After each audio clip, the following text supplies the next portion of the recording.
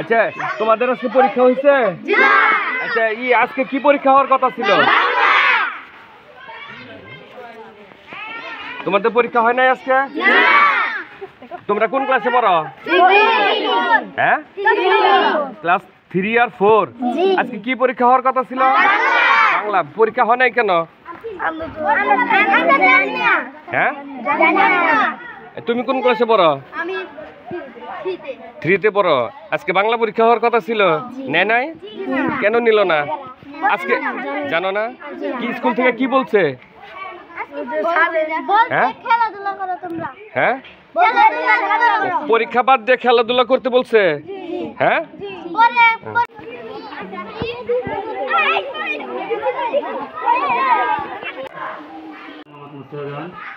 এই বিদ্যালয়ের নাম কি?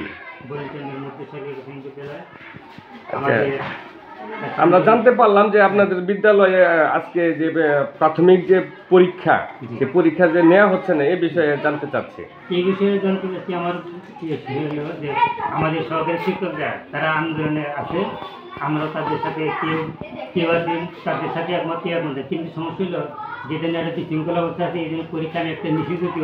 কিন্তু দেখা গেছে পরীক্ষা সহকারী শিক্ষকদের তারা পরীক্ষা নিলে সেই পরীক্ষাটা কন্ট্রোল করা কঠিন হয়ে যায়। মানে যেহেতু তারাই তো আমাদের সংখ্যাগরিষ্ঠ, তাদের সাথে পরীক্ষাটা নেওয়া অনেক কঠিন হয়। আর যদি কেউ অভিভাবক দ্বারা নিয়েও থাকে বা নেওয়া হয়, কিন্তু সেটা আন্দোলন। এটা হ্যাঁ, এই আন্দোলনটা কিসের? তাদের কিন্তু শিক্ষকদের দাবি দেওয়ার আন্দোলন। কি দাবি সেটা? আপনার সেটা তাদের 11 গ্রেড দিতেছে না। আমি সহকারী শিক্ষক, বরিচন্দ্রবাড়ি মধ্যসরকারি প্রাথমিক বিদ্যালয়।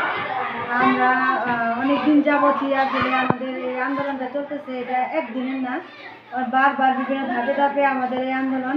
আমরা আজকে পরীক্ষা বর্জন কর্মসূচি গ্রহণ করছি, কারণ আমাদের এই দাবি সরকার মেনে নিতে চাচ্ছে না কোনোভাবেই।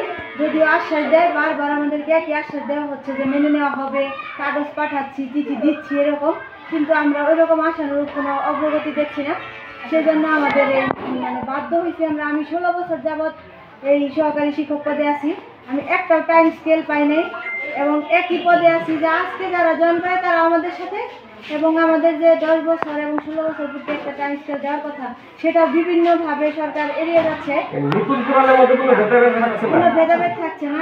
আমাদের এক ম্যাডাম আছে, উনি 18 বছর যাবৎ একই পদে, ওই ম্যাডামের 2 বছর একই পদে আমরা টাইম স্কেল মানে আমাদের মধ্যে কোনো অগ্রগতি নাই।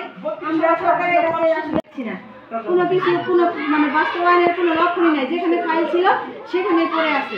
এই জন্য আমরা বাধ্য হয়েছি যে আমাদের এই এই কর্মসূচিটা নিতে, আর কি বাধ্য হয়ে আমরা এই কর্মসূচি। কিছু শিক্ষা প্রতিষ্ঠানে পরীক্ষা হচ্ছে, তাহলে তাদেরকে আপনারা কি বলবেন? হ্যাঁ, যাদের হচ্ছে তাদের স্কুলে প্রধান শিক্ষকরা নিচ্ছে, কিন্তু আসলে কি সহকারী শিক্ষক ছাড়া যে প্রধান শিক্ষক কোনো কাজে এত সহজ না।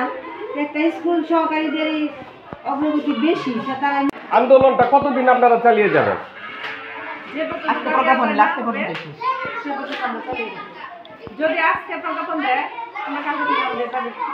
মানে স্বাভাবিক কার্যক্রম আপনারা করবেন, পরীক্ষা নেওয়া আপনারা শুরু করে দিবেন।